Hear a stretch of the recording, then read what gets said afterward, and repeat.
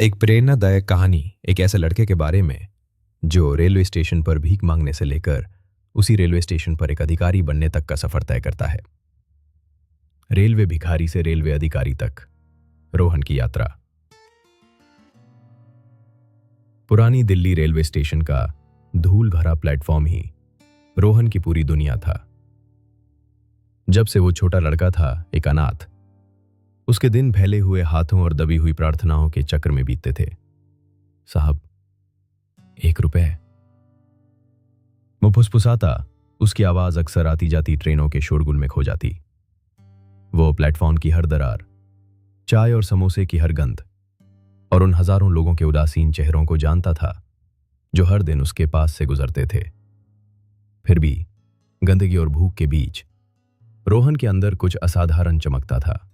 उस रेलवे प्रणाली के बारे में एक अथाह जिज्ञासा जो उसका अनिच्छुक घर था। वो घंटों स्टेशन मास्टर को देखता रहता, एक सख्त आदमी जिसकी वर्दी कुरकुरी थी और जिसमें अधिकार की हवा थी। रोहन ट्रेनों के जटिल नृत्य, सिंक्रोनाइज सिग्नल और जिस तरह से स्टेशन मास्टर ये सब ऑर्केस्ट्रेट करता था, उससे मंत्रमुग्ध था। उसके सपनों में वो भीख नहीं मांग रहा था, वो ट्रेनों का मार्गदर्शन कर रहा था, सुरक्षित मार्ग सुनिश्चित कर रहा था और सम्मान प्राप्त कर रहा था। एक उमस भरी दोपहर, एक दयालु चेहरे वाले रेलवे कर्मचारी, एक पुराने टिकट कलेक्टर श्री शर्मा ने रोहन को एक बेकार गत्ते के टुकड़े पर पेंसिल के एक छोटे से टुकड़े से एक ट्रेन के चित्र बनाते हुए देखा। उत्सुक होकर श्री शर्मा ने रोहन के लिए पुराने अखबार और यहां तक कि कुछ फटी हुई पाठ्य पुस्तकें छोड़ना शुरू कर दिया। रोहन हालांकि निरक्षर था, उसने चित्रों को निगला और धीरे धीरे बड़ी मेहनत से शब्दों को समझना शुरू कर दिया। वो यात्रियों से मदद मांगता, अक्षर जोड़ता, अपनी तुच्छ अस्तित्व से परे की दुनिया को समझने की अपनी तीव्र इच्छा से प्रेरित था। साल बीत गए। रोहन अभी भी प्लेटफॉर्म पर एक परिचित चेहरा था, अब केवल भीख नहीं मांग रहा था। रात के शांत घंटों में जब दूसरे सोते थे, वो किताबों में डूबा रहता। उसका दिमाग रेलवे संचालन, इतिहास और इंजीनियरिंग के बारे में हर विवरण को अवशोषित करता रहता। स्टेशन उसकी अनौपचारिक विश्वविद्यालय बन गए, उसकी जीवंत पाठ्य पुस्तकें। उसने सिग्नल, पटरियों, इंजनों और डब्ल्यू अनुसूचियों के बारे में सीखा। उसका दिमाग सूचना के लिए एक स्पंज की तरह था। रेलवे कर्मचारियों से भी सवाल पूछता, अक्सर उन्हें रेलवे प्रोटोकॉल के बारे में अपने गहन ज्ञान से आश्चर्यचकित करता। जिस दिन रेलवे भर्ती परीक्षा की आधिकारिक अधिसूचना प्रकाशित हुई, रोहन के सामान्य भीख मांगने की जगह पर सन्नाटा छा गया। वो अपने दिल की गहराई में जानता था कि यह उसका मौका है। उसने आवेदन शुल्क का भुगतान करने के लिए हर 1 रुपया बचाया और भी अधिक भूख सहन की। लोगों ने मजाक उड़ाया, एक भिखारी परीक्षा दे रहा है, असंभव। लेकिन रोहन ने संदेह को अनसुना करना सीख लिया था।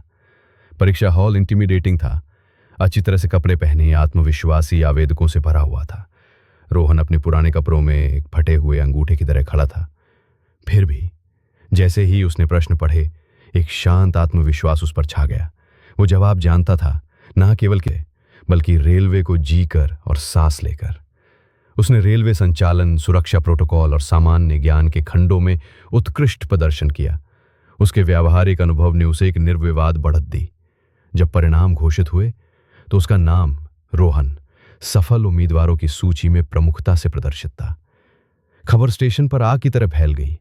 भिखारी लड़के ने, जिसे हर कोई नजरअंदाज करता था, रेलवे परीक्षा पास कर ली थी। और सिर्फ पास ही नहीं किया, बल्कि इतनी अच्छी रैंकिंग के साथ कि उसे रेलवे संचालन अधिकारी का पद मिल गया।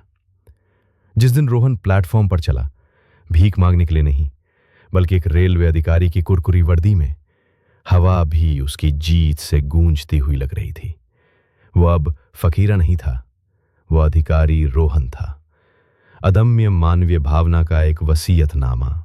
जिस स्टेशन ने उसके सबसे निचले क्षणों को देखा था, वो अब उसे ऊंचा खड़ा देख रहा था, अनगिनत अन्य लोगों के लिए आशा की किरण। उसने साबित कर दिया कि एक भिखारी की सच्चाई हमेशा वही नहीं होती जो दिखती है, और ये कि सपने अटूट समर्पण से प्रेरित होकर इतिहास रच सकते हैं।